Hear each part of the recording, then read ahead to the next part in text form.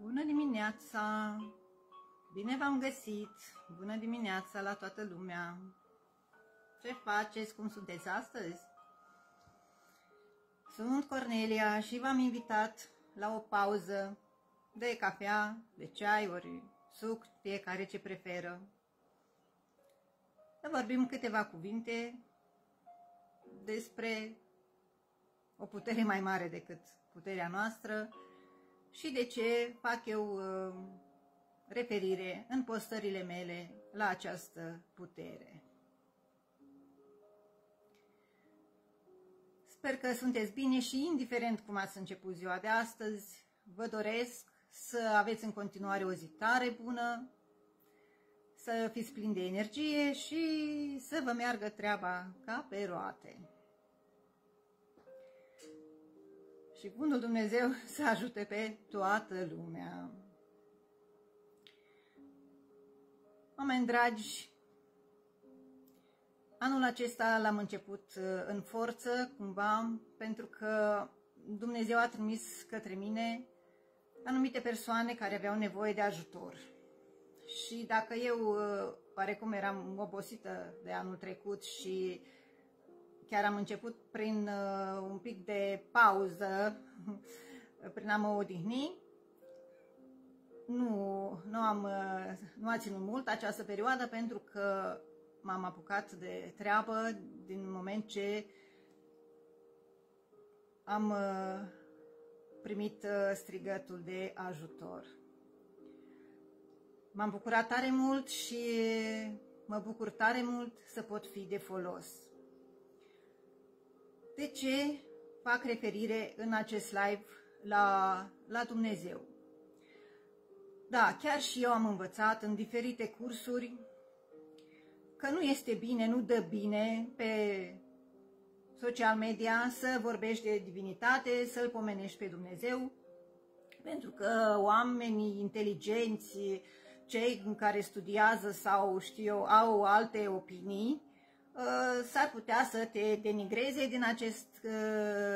din această pricină, pentru că tu folosești cuvântul Dumnezeu sau că tu faci referire la creația divină. Dar oamenii care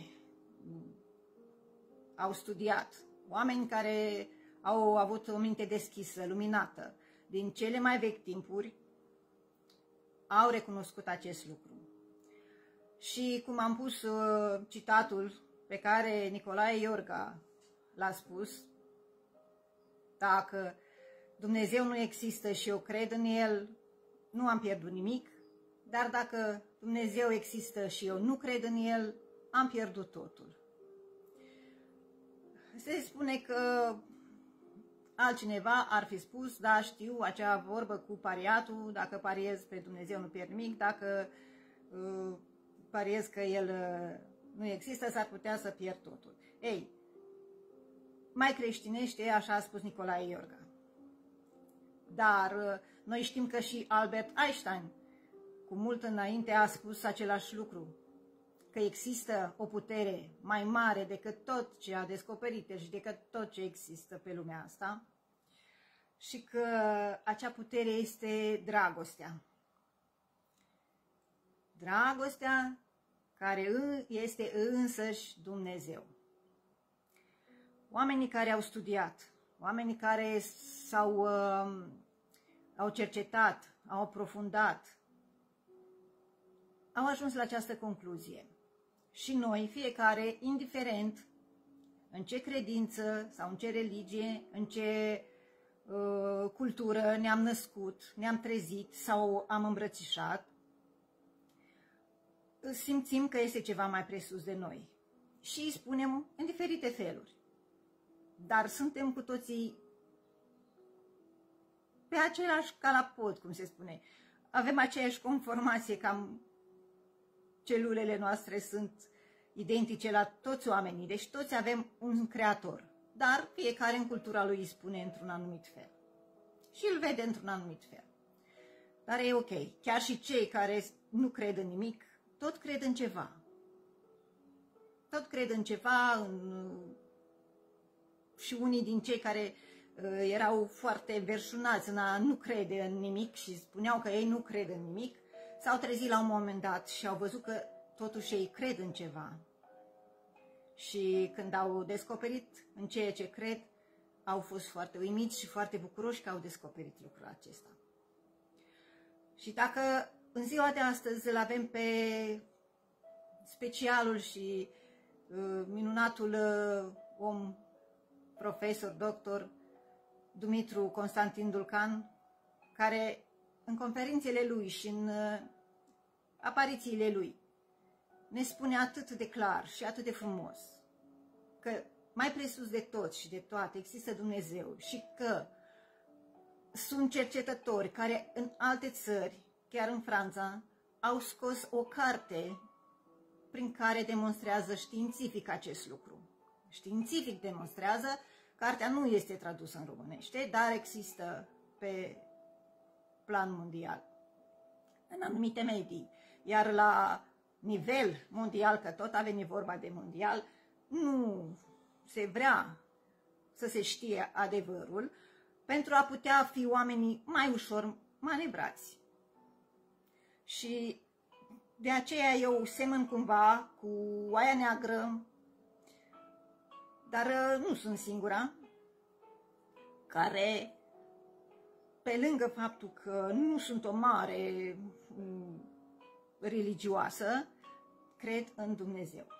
Și voi aminti și voi spune și voi face referire în postările mele la creația divină, la Creatorul meu, la Dumnezeu, pentru că noi toți, eu cel puțin, mă consider că sunt particulă din creația divină. Dumnezeu a pus în noi, în fiecare, în mine, în tine, în oricare dintre noi, a pus dragostea Lui, creația Lui. Și atunci nu te simți singur niciodată.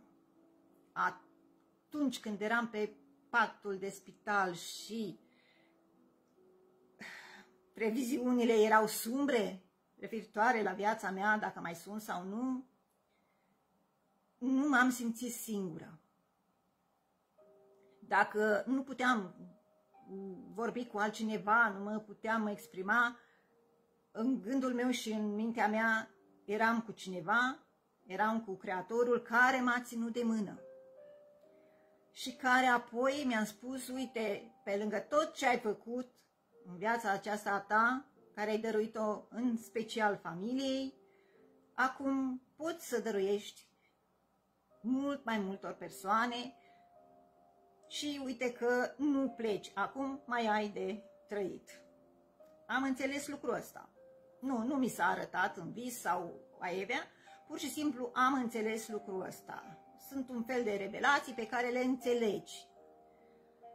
Și când nu este zgomot în jurul tău, ești tu cu aparatele de oxigen și perfuziile și liniștea dintr-un salon de spital, simți multe și realizezi multe. De aceea, începând din momentul ăla, am fost cât mai aproape de Dumnezeu, pentru că fusesem cu ceva timp mai înainte foarte supărată că îl pierdusem pe tatăl meu, la patul căruia mă rugasem mai bine de o lună de zile și el nu și-a revenit. Am fost supărată un timp și nu mă puteam ruga. Apoi Dumnezeu mi-a arătat că există și că mai presus de toate să avem încredere că ceea ce face El este în perfectă ordine. Este cel mai perfect lucru. Peste dorințele noastre și puterile noastre există puterea Lui și spunem, facă-se voia Ta, Doamne. Avem și noi liberul nostru arbitru, de aceea facem cu toții ce dorim, de aceea este și rău și bine în lumea aceasta. Și acesta a fost în mare discursul despre acest lucru. Mulțumesc tare mult, Eliza. Ai fost alături de mine atunci și ai fost un trimis al lui Dumnezeu. Toți oamenii care m-au ajutat au fost trimiși lui Dumnezeu, că altfel nu erau lângă mine, nu-i simțeam. Acesta este motivul pentru care eu voi face referire în postările mele la Dumnezeu. Nu îmbrățișez foarte tare vreo dogmă, ceva, foarte relaxat, dar Dumnezeu există și rugăciunea împreună demonstrează că Dumnezeu există. Chiar zilele acestea ni s-a demonstrat lucrul acesta împreună cu o parte din colegele noastre, din colegele mele, cu o parte din fetele din grupul meu, grupul Eu Pot, unde vă invit, doamnelor, să vă înscrieți, să intrați. Vă invit cu drag. Am făcut rugăciuni, meditații pentru o persoană aflată în suferință, care se simte din ce în ce mai bine, mă scuzați, vocea se schimbă din cauza emoțiilor, de bucurie.